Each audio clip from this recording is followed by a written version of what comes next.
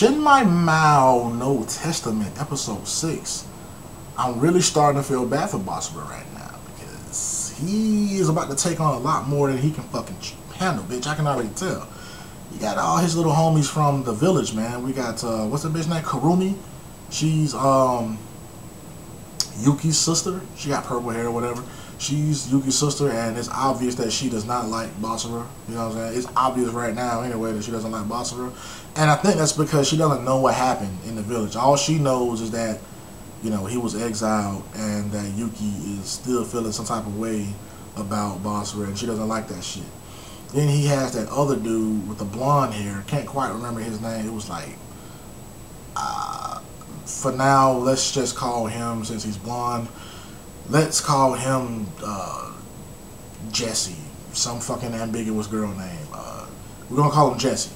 The blonde-haired Jesse is remembering Basara, and they were training when they were young, and Basara seemed like he was always winning, and Jesse was kind of like, yeah, Basara, you strong. And then we cut back and we see that he's in a fucking, like, they attending a funeral for like everyone who died in the village, but it's not even really a funeral because their bodies aren't there. Their bodies were completely annihilated and wiped out, and this was due to Basara's power.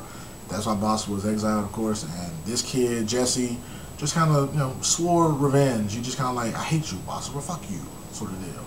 And then there's this other cat with whose eyes are just closed. He got Brock eyes with brown hair. You know what I'm saying? So for now, I'm gonna call him Dave. And then there's Dave.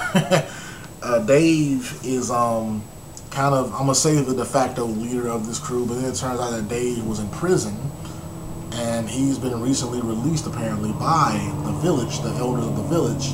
So I'm assuming that they view Basara as a threat, and they have to get criminals to come out.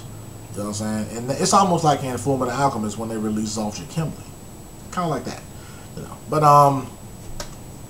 this episode, it had, you know, the small etchy moment, you know what I'm saying, towards the middle part, where to strengthen their hopes of winning this or whatever, at first Maria told Basara, hey, you need to do some shit with Mio so that y'all bond can be stronger, therefore making you two stronger. But he was just like, look, man, it's because, you know what I'm saying, of the situation that we put in, that I don't want to just force myself to do this sort of shit, man. I want to gradually build up that trust and that relationship with her, man. Now, I don't want to just force it on her. And so we were just kind of like, oh, okay, that's cool, yeah. So how about this? How about I'm gonna get you riled up, and because I'm a succubus, I'm gonna absorb all the lust and urge that you have, and it'll make me stronger. And Maria's doing that just to kind of get on Mio's nerves, you know what I'm saying? Because Mio's standing like over there, and Mio eventually relinquishes. She's kind of like, no, boss, well, we got to do this, you know. And he does what he does, you know what I'm saying, to deepen their pact or whatever. And her marking changes from like purple to blue, so that might be an indicator, you know what I'm saying, that something's changed, you know. That was a good look for him or whatever, you know. That's cool, you know. And in the beginning, though, they were fighting this demon, and that's when, you know, the trio shows up or whatever. But they was fighting this this demon dude, you know what I'm saying, the one who kind of walked away when in the last episode or whatever, kind of walked away, that guy. But he gets killed, he's defeated or whatever. But because that happened, though, the demons are kind of looking for the heroes now. So it could turn into an all-out war between hero and demon. I don't know. You know what I'm saying? Boss was trying to stop that shit from happening. He even talks to the mask guy, tuxedo mask, Darren. He talks to Darren, and he was just kind of like, hey man, I can't let you do anything to these motherfuckers, and if you do, I'm gonna stop you myself.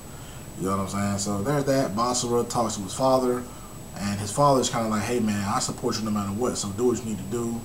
And they're supposed to meet up to get a location for this fight. Yuki meets up with Basara after missing a week of school or whatever, and she kind of tells him to withdraw. She doesn't want him to participate in this fight, but he's just like, nah, I can't turn my back on Mio, so it is what it is. And as she turns to walk away, he grabs her hand, gives her a key to his house. He's like, when you were younger, you used to always come by a house. I don't see why that should change now. I don't want it to change now. So it's obvious that he wants to, you know, keep the relationship the way it is.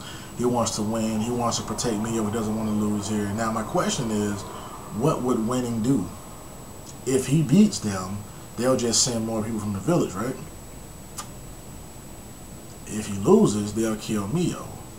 But at the same time, because the demons are coming, if he loses, the demons will attack the heroes. And then once the demons get there, they'll also attack Maou. But the heroes also want to get rid of Maou.